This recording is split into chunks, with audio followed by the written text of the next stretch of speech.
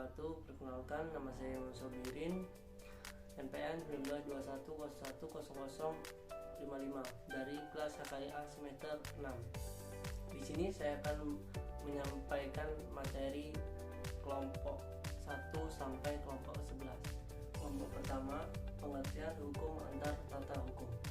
Yang A, HPI internasional atau nasional.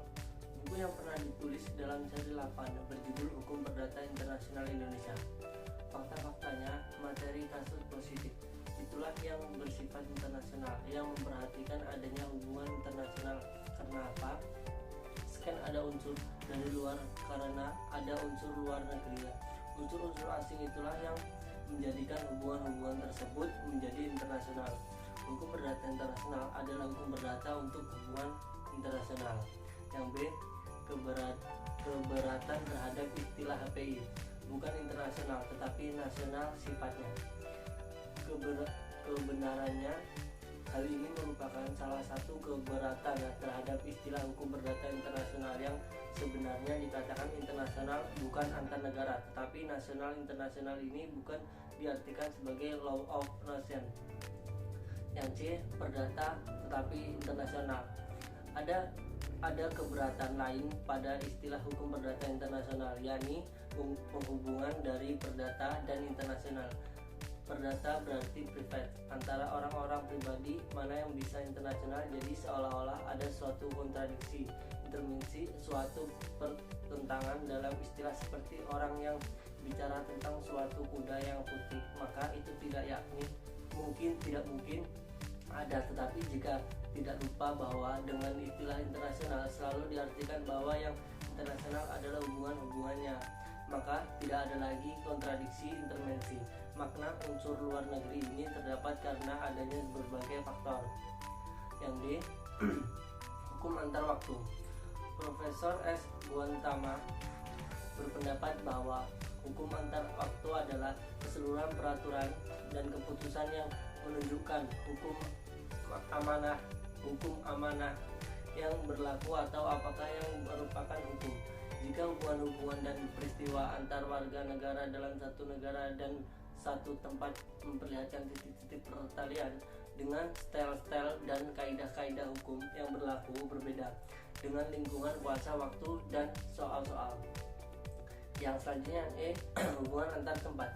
Hubungan antar tempat HAT yang keseluruhan peraturan hukum dan keputusan hukum yang menunjukkan hukum manakah yang berlaku dalam hubungan hukum antar warga negara dalam satu negara, memperlihatkan titik pertalian dan kaidah hukum yang berbeda dalam lingkungan kuasa, ruang, dan sosial. Selanjutnya yang F, hubungan antar golongan. Keseluruhan peraturan dan keputusan hukum yang menunjukkan hukum manakah yang berlaku dalam hubungan hukum antar warga negara dalam suatu negara, memperlihatkan titik peraturan dengan kaidah hukum yang berbeda dalam hubungan kekuasaan, waktu, dan sosial. Selanjutnya yang H, hukum perdata internasional HPI. Pertama-tama perlu diketahui bahwa tidak ada kesepakatan di antara para sarjana dalam berbagai negara tentang apa itu HPI. Berbagai istilah dipakai untuk HPI ini, seperti count of law atau hukum perselisihan, private international law, hukum antar tata hukum. Begitu pula di pernyataan apakah HPI itu hukum internasional, apa HPI itu nasional. HPI itu hukum perdata, tetapi kenapa internasional? Selanjutnya kelompok 2, titik-titik pertalian. Yang A, pengertian titik pertalian. Titik pertalian atau titik taut adalah hal-hal atau kaidah-kaidah yang dapat menunjukkan adanya kaitan antar fakta-fakta yang ada di dalam suatu perkara dalam suatu tempat, sistem hukum yang harus atau mungkin untuk penggunaan.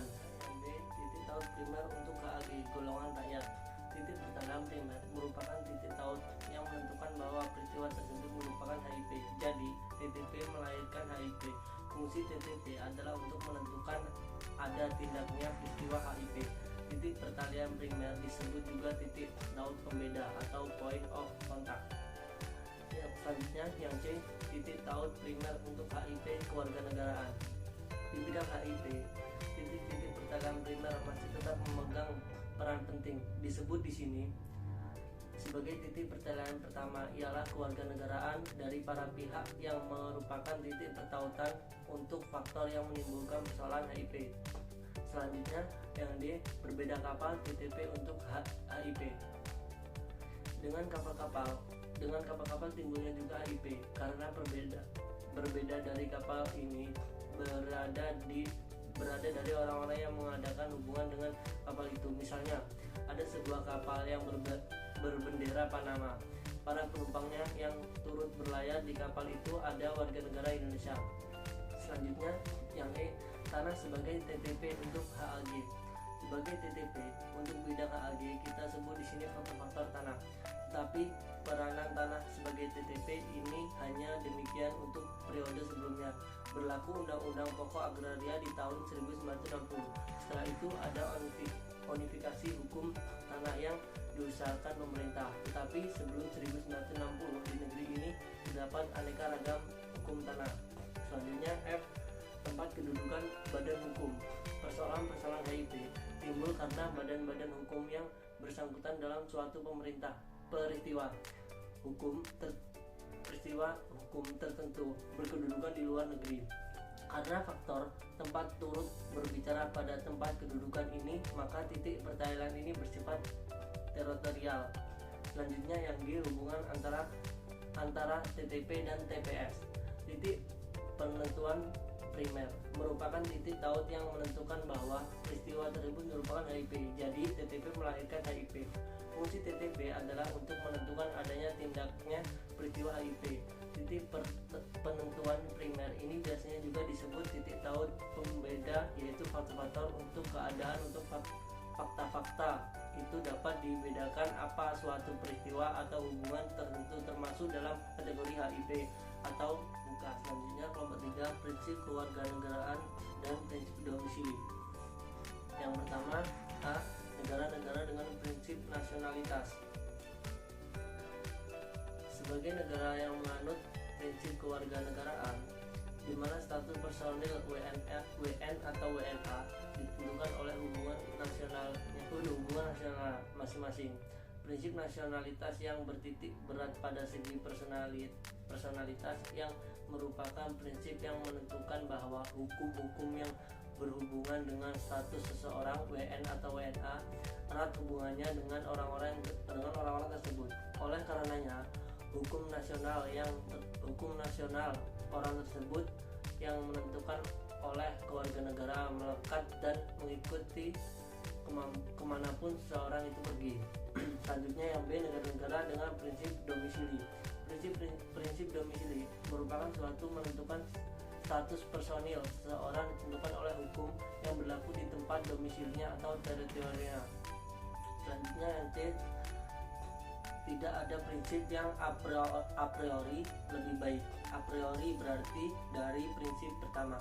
Asumsi-asumsi argumen a priori adalah aksioma yang harus diasumsikan dan tidak dapat diturunkan dari bukti empiris. Dengan kata lain, seorang dapat berpikir dan memiliki pemikiran tentang sesuatu sebelum bertemu dengan pengalaman dan akhirnya mengambil kesimpulan. Selanjutnya E, teritorialitas terhadap personalitas pada hukum. Menurut sistem domisili yang mengedepankan segi teritorialitas daripada hukum, maka semua hubungan daripada seseorang yang berkenaan dengan soal-soal tentang perseorangan, kekeluargaan, warisan mengenai status personil. Selanjutnya kelompok 4, menunjukkan kembali Renvio. Pertama, penyebab timbulnya Renvio dan kaitannya dengan kualifikasi serta titik taut. Berdasarkan ketentuan Lecpori, kepada ketentuan Lecpori sendiri disebut Renvio remission. Renvio akan timbul ketika hukum asing yang ditunjukkan Lecprio menunjuk kembali kepada Lecprio tadi atau kepada sistem hukum yang lain. Persoalan Renvio berkaitan dengan persoalan prinsip nasionalitas atau prinsip domisili dalam menentukan status personal seseorang, terutama terjadi karena ada perbedaan prinsip yang dianut nasionalitas atau domisili. Selanjutnya kedua, pengertian Renvio. Renvio adalah penunjukan kembali kepada sistem hukum yang semula menunjuk. Renvio terjadi disebabkan karena di dalam penentuan status personal negara-negara di dunia ada yang menganut asas domisili dan asas nasionalitas. Selanjutnya yang nomor 3, pro kontra Renvio. Mengenai hal ini, para sarjana kembali terbagi menjadi dua golongan. Golongan pertama, golongan yang menerima Renvio. Golongan kedua, golongan yang menolak Renvio. Selanjutnya 4 jenis-jenis Renvio dalam HIP tradisional dikenal menjadi 2. Yang A, remission petunjuk kembali, dan yang B, transmission penunjukan lebih lanjut. Selanjutnya nomor 5, Renvio menurut RUU HIP Indonesia. Menurut pasal 2 rancangan Undang-Undang HIP Indonesia naskah akademik, apabila terjadi hukum nasional seseorang yang dinyatakan berlaku dan apabila hukum tersebut menunjukkan kepada hukum Indonesia sebagai hukum yang berlaku baginya, maka hukum internasional Indonesia yang berlaku. Selanjutnya kelompok 5, kualifikasi. Yang A, istilah-istilah kualifikasi dan pengertian kualifikasi. Beberapa istilah yang digunakan untuk menyebut kualifikasi diantaranya adalah qualification dari bahasa Prancis, qualification dari bahasa Inggris, qualification dari bahasa Jerman. Hukum perdata internasional pada dasarnya adalah keseluruhan kaidah dan asas hukum yang mengatur hubungan perdata yang melintas batas negara. Di dalam hukum internasional, kualifikasi merupakan suatu proses pemikiran logis untuk menempatkan konsepsi asas-asas dan kaidah hukum tertentu. Selanjutnya yang B, arti penting kualifikasi. Pentingnya masalah kualifikasi di bidang HIP lazimnya dibahas suatu perkara yang telah merupakan, yaitu perkara Rosa Antos versus Bartolo yang telah diputuskan oleh Mahkamah Banding Aljazair. Selanjutnya yang C, teori kualifikasi.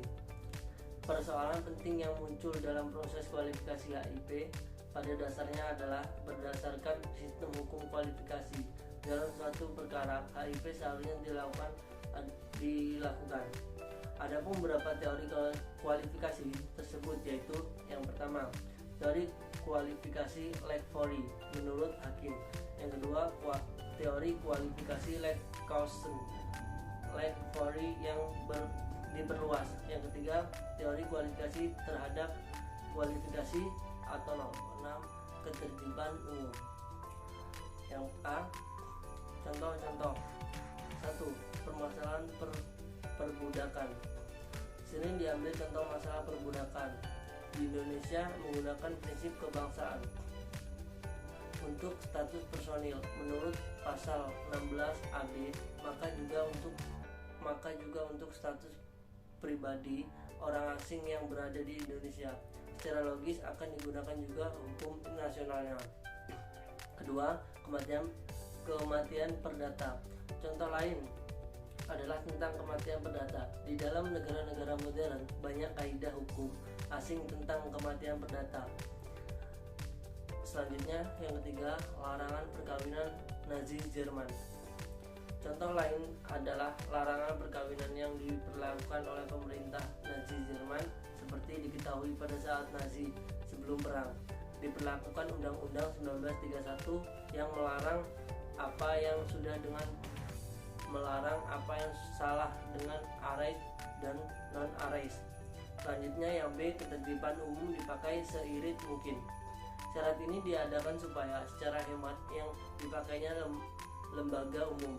Di antara para penulis HIP sudah menemukan peringatan untuk digunakan pada umum hanya secara hemat. Hanya jika diperlukan sekali, sebaiknya ultimatum remedium boleh dipakai ini.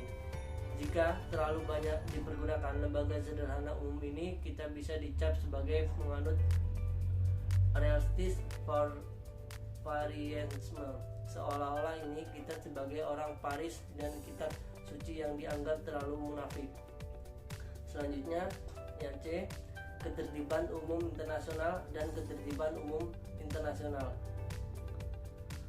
Sistem-sistem hukum dari negara-negara mengenal perbedaan antara apa yang dinamakan ketertiban umum internasional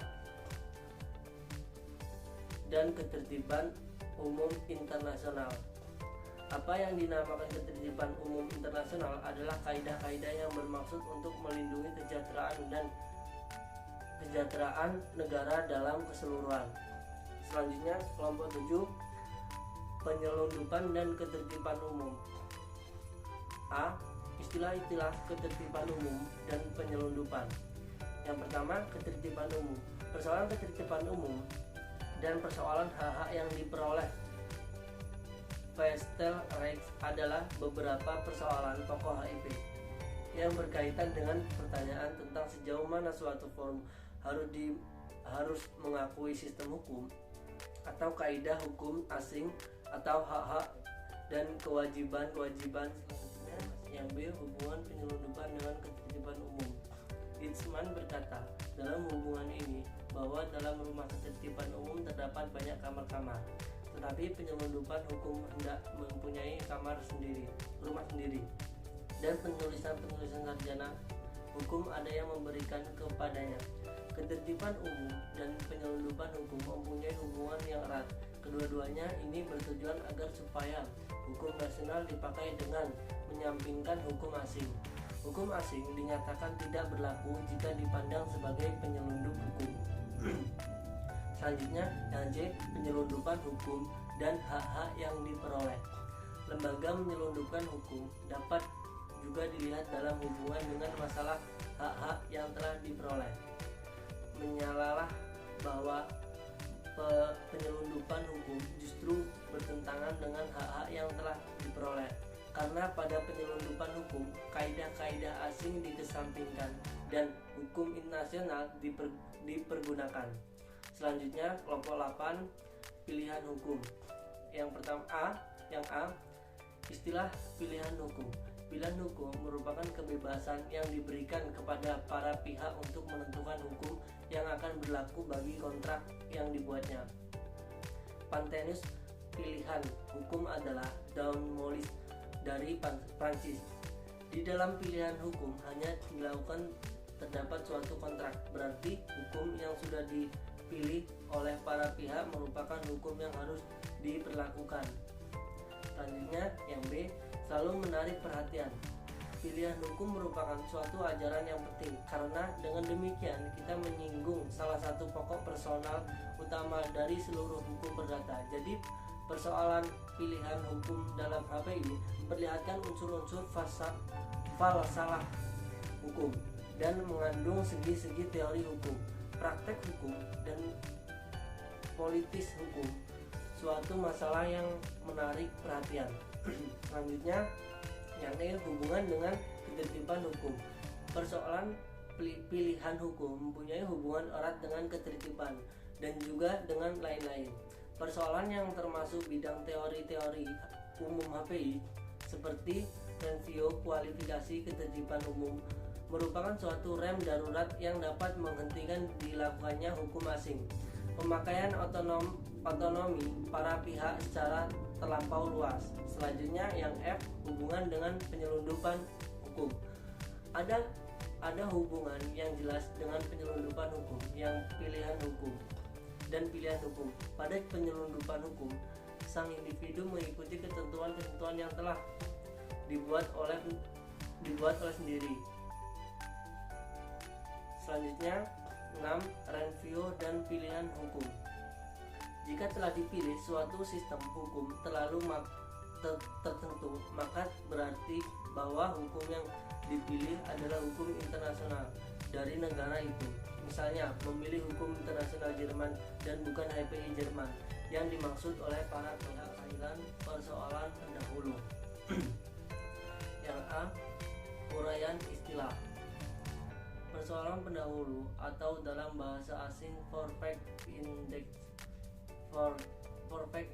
Facts adalah keputusan terakhir dari suatu persoalan HIP yang ditunjukkan di hadapan hakim suatu negara tergantung dari pemecah terlebih dahulu daripada suatu persoalan lain. Satu persoalan yang harus dipecahkan dalam suatu persoalan pokok yang diajukan di hadapan hakim telah menjadi pasti. Hukum apa yang akan digunakan dalam menyelesaikan persoalan pokok ini. Selanjutnya yang B. Pembatasan dari persoalan pendahulu terhadap lain-lain persoalan yang berdekatan. A. Terdapat Telfragen. Harus diadakan pembeda antara persoalan pendahulu dan suatu persoalan termasuk bagian dari hard form jika mengenai hubungan hukum yang sedang dijadikan pokok sengketa. Selanjutnya B. Terhadap kualifikasi primer adalah memasukkan fakta-fakta dalam kotak hukum. Suatu penumpang pesawat misalnya telah memberi karcis dan waktu mendarat dari Jakarta ke Singapura telah mengalami kecelakaan disebabkan kecelakaan sang pilot. Selanjutnya yang C.